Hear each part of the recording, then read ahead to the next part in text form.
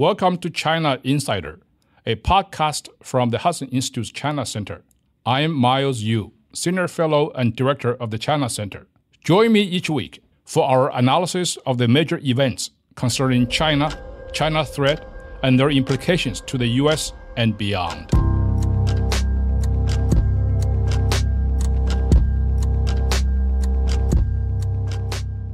Today is Tuesday, the 27th, and we've got our usual lineup of 3 world events for Miles to break down. First is news from our very own Hudson colleague, Nikki Haley, who delivered a speech in Taipei last week urging the U.S. to do more to elevate Taiwan on the international stage. But how? Second, we track yet another storyline from the Paris Olympics as a Chinese diver is facing blowback on Chinese social media for, get this, buying her mom an iPhone. Miles explains how this is another example of economic nationalism in the CCP's China. And we wrap today with the CCP's hoopla around the 120th birthday of Deng Xiaoping and what his legacy means for Xi Jinping today. Miles, great to see you. Phil, nice to see you again. I'm all rested up from vacation, so I'm ready to go. We'll start with actually one of your colleagues, Walter P. Stern Chair Nikki Haley at Hudson. Last week, she was in Taipei, and she delivered a speech and called for more international backing for Taiwan, international presence for them, and just general pushback against mainland China. So could you, I know you weren't there for it, you've been in Taipei many times, but could you just kind of sum up the speech? Was it important? Did it say what you would want to be said? And are there things that are actionable from it? Well, Nikki Haley is a tremendous politician, and she was America's top diplomat to the United Nations during the Trump administration. Well, I was working for her boss, Secretary of State Mike Pompeo at the State Department. So we had some collaboration, and she absolutely represented the best of the United States in the international arena. Now, Nikki Haley went to Taiwan and gave a great speech last week at the forum there, hosted by the Taiwanese Foreign Ministry. And in that speech, she made headline by calling for more international space for Taiwan, and Taiwanese people needs representation at the international arena. She further calls for United Nations to consider Taiwan's status internationally. So I think it was a very, very well done speech, and obviously Hudson is very proud of her for making that speech, and we, as a matter of fact, in our social media outlets, we promoted her speech quite a bit. I saw that the main kind of takeaway or actionable item was calling for Taiwan to become a full member of the UN, even though that's obviously that's blocked by China right now and blocked by China for Taiwan to be in any kind of international organization. But is that a new call? Is that a familiar call? What's your reaction to that? I think she stopped short of calling for full membership of Taiwan's representation at the UN. What she said was the UN should revisit the issue of Taiwan's representation. Okay. So I think that's a very, very positive step, first step. Okay. So what would the next step be, or is there anybody else who has made similar calls that we can reference for comparison? Oh, yeah. I mean, Secretary Mike Pompeo has been the only senior U.S. official who had publicly called for American diplomatic recognition of Taiwan as a sovereign and independent states. He made this headline 2 years ago when he and I went to Taiwan together, and when he spoke at the Prospect Foundation. In that speech, for the first time ever since 1972, a U.S. senior official openly said that Taiwan deserves Americans' recognition. And just a few months ago, the day after the inauguration of President Lai Ching-te in Taiwan, Secretary Pompeo also made a speech the day after inauguration on May 21st, 2024. I was there when he delivered the speech to the Formosa Republican Association. Mike Pompeo specifically elaborated why this is such an important issue for the United States government to recognize Taiwan as a sovereign and independent country. Could you get a little more specific on what his recommendations are and what steps could be taken, concrete steps that could be taken on the U.S. end to support Taiwan's integration into onto the world stage? Now, let me just instead of paraphrasing what Secretary Mike Pompeo said in May, let me just read a few paragraphs to see exactly what he said. Yeah, great. So in that May 21st speech in Taipei, Secretary Pompeo said, I quote, "It is time for the United States to recognize Taiwan as the sovereign and independent country it so clearly is. This is not just a diplomatic gesture. It is a recognition of reality, a stand for justice, and a stride towards global stability. The context of the three communiques upon which U.S.-China relations were originally predicated has evolved. The primary issue at hand was the representation of China, a competition in which the People's Republic of China was deemed the legitimate representative. However, Taiwan has long ceased its competition with the PRC over this claim. Since the late 1990s, under President Lee Teng-hui, Taiwan has not only moved away from this contest, but has also forged its own identity, an identity overwhelmingly endorsed by its people. Today, a resounding majority of Taiwanese identify themselves solely with Taiwan, not China."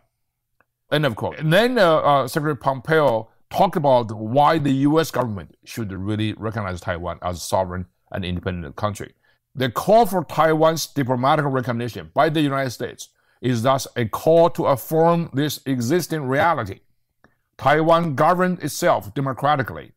It controls its territory, engages in international trade, and more importantly, it does so as a separate entity from the People's Republic of China. None of Taiwan's territory is under the PRC's sovereign or administrative control. To suggest otherwise is not only misleading, but flies in the face of the observable facts. This is a very important announcement by a U.S. senior official. Yeah. And Secretary Pompeo concludes his speech with this paragraph, which I think is very, very poignant. Recognize Taiwan is not merely a policy adjustment.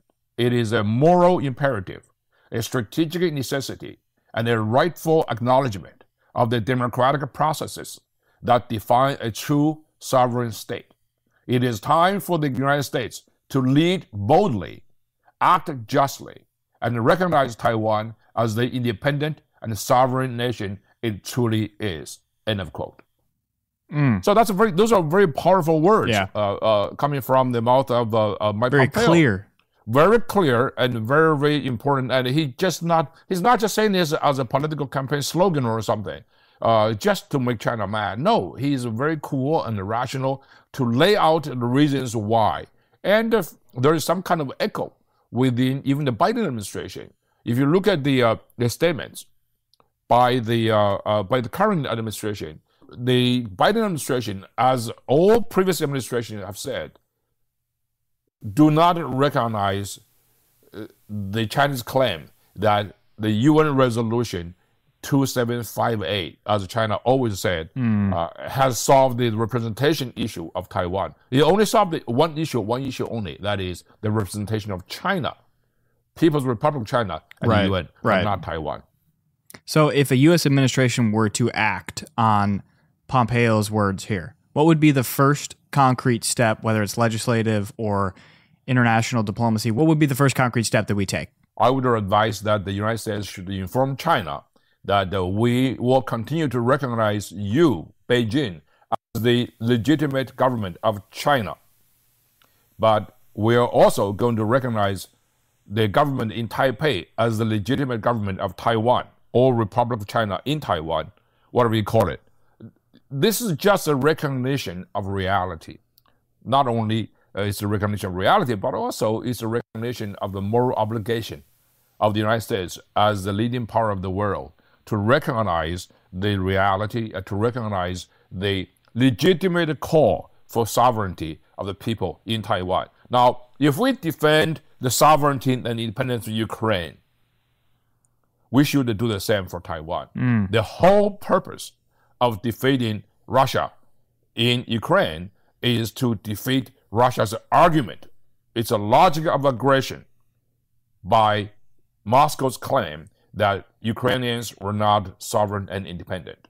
Yeah. How do you defeat China's claim on the other side of that same coin?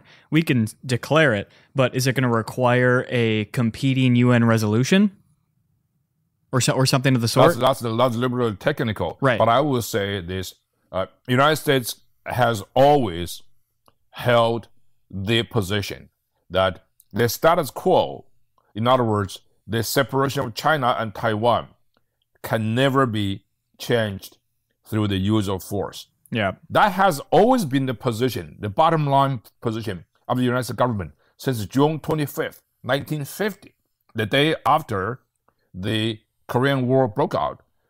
We always hold this position. And this is all the way through the 50s, 60s, 70s. And this was a bedrock principle of the restoration of the diplomatic relationship between the United States and China. Every president has said this to the Chinese government very clearly. If you try to invade China with force, the United States will respond with force. And this is not only enshrined in the presidential executive statement, but also is strongly implied in the Taiwan Relations Act of 1979. Wonderful. So let's shift gears a little bit to another story. We're still getting storylines out of the Paris Olympics in regard to the Chinese team. This time it's about Olympic gold medalist Chuan Hongchan, who is an Olympic diver who competed in Tokyo, also won 2 gold medals in Paris. She's now getting bullied in China for buying her mom an iPhone?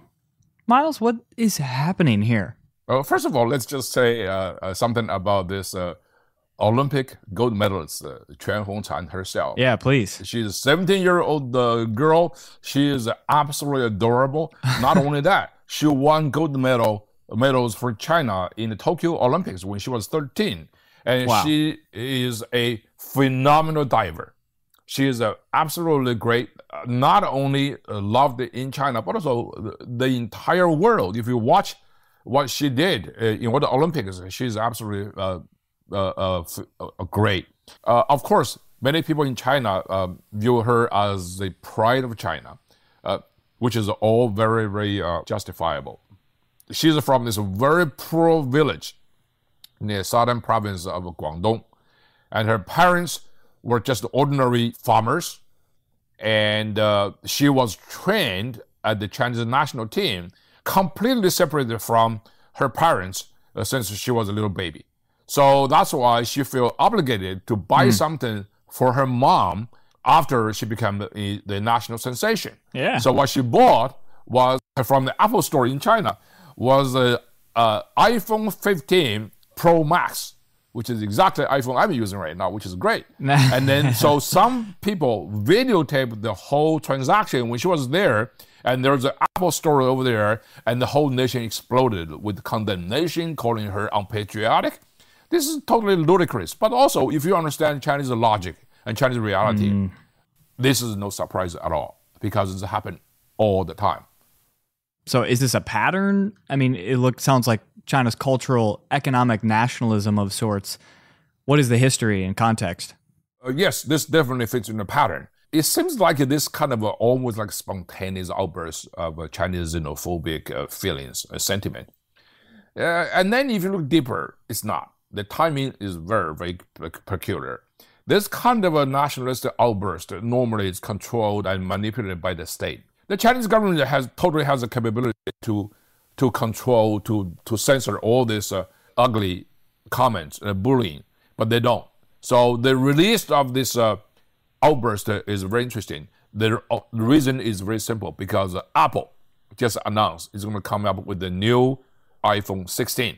Yeah. So China is in this really heated competition for Apple's popularity. So the government has issued edicts after edicts urging people to buy Chinese-made phones, Huawei in particular. Right. So do not buy Apple. So this kind of a state-sponsored economic nationalism.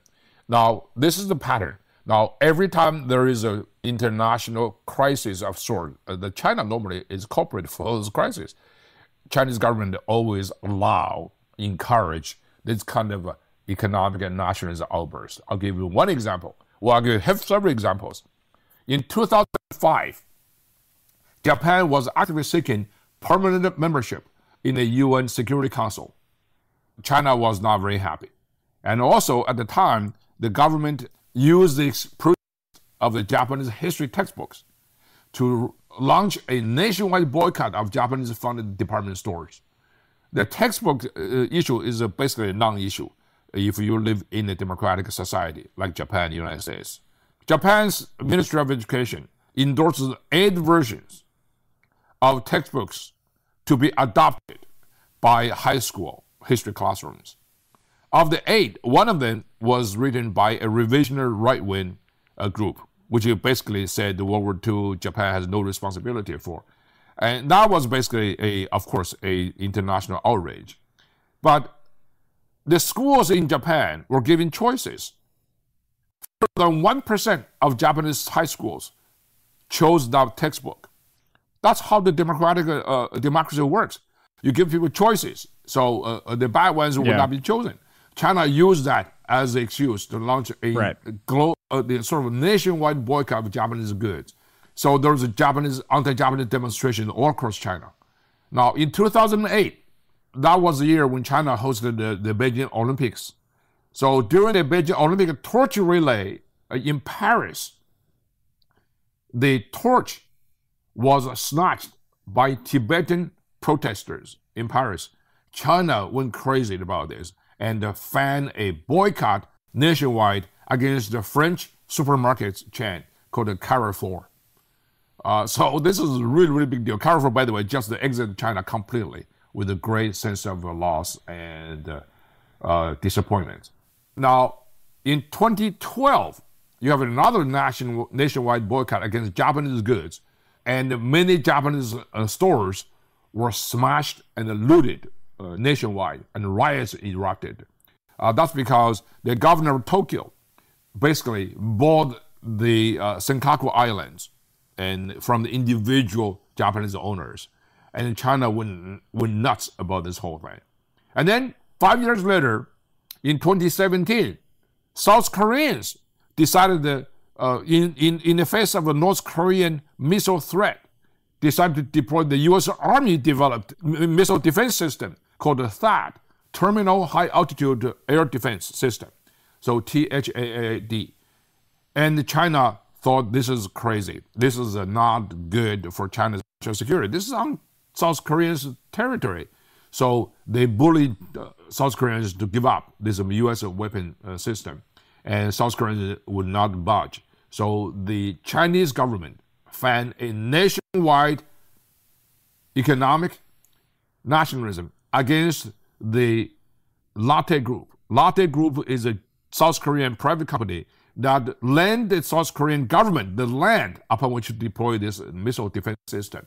Korean entertainers were banned from going to China, and Chinese tourists were banned from traveling to particularly the Jeju Islands, which is a popular tourist destination. So this madness went on for months and months and months. So this is absolutely crazy.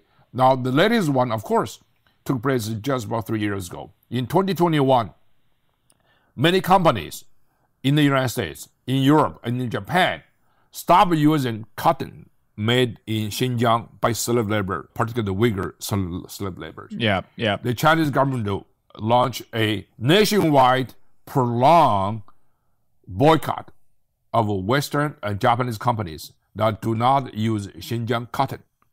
So this is another wave of Chinese economic nationalism. So anything as tiny as buying an iPhone for your mother could trigger a nationwide boycott and outrage. So this is just, China is a country that's basically is psychologically very fragile. It's like a giant crybaby.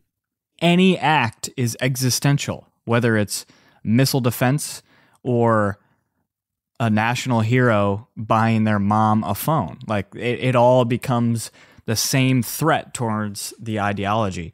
That's a great picture you painted there, Miles. So in talking about that ideology, that shifts well to our third topic today. And last week, the CCP marked the 120th anniversary of Deng Xiaoping's birth on August 22nd.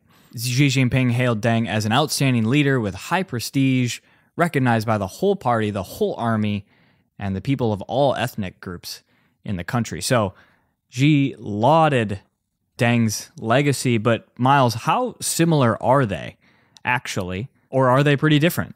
I think they're the same leopards with the same spots, right? There's no difference to me.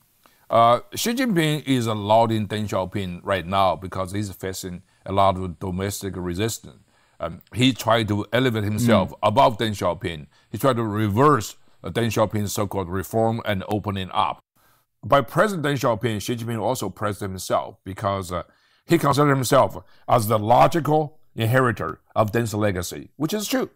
And unfortunately, most people in the West, particularly many people in Washington, D.C., still think Deng Xiaoping and Xi Jinping are two different animals. They're not. They're the same. Because Deng Xiaoping wants to develop economic situation. He wants to use economic prosperity to buy political stability. Xi Jinping is the same thing. And the only difference between Deng Xiaoping and Xi Jinping is that Deng Xiaoping believed China was relatively weaker than its arch enemy, the West, led by the United States. And Xi Jinping believes that the East has risen, the West has declined. So he believes it's time for China to act tough, to act what Deng Xiaoping would have acted in the first place. So if you look at the titles, Deng Xiaoping was championed as the chief architect of the reform and opening up. Xi Jinping himself is still the chairman of the Deepening Reform and Opening Up Commission of China. And so, which brings us to the question, what the heck is reform and opening up? Yeah, right. That's a very beguiling. Many people in the West believe it's a step toward democracy, toward the open market. That's nonsense.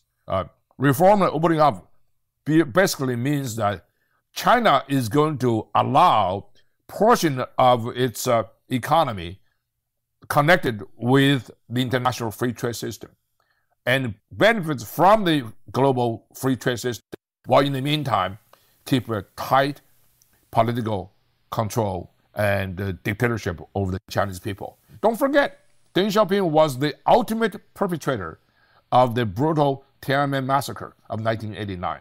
Deng Xiaoping, in other words, was a diehard Marxist-Leninist. So is Xi Jinping. There's no difference. Well, Miles, that's a great place to end. Thank you again, and we'll see you next week.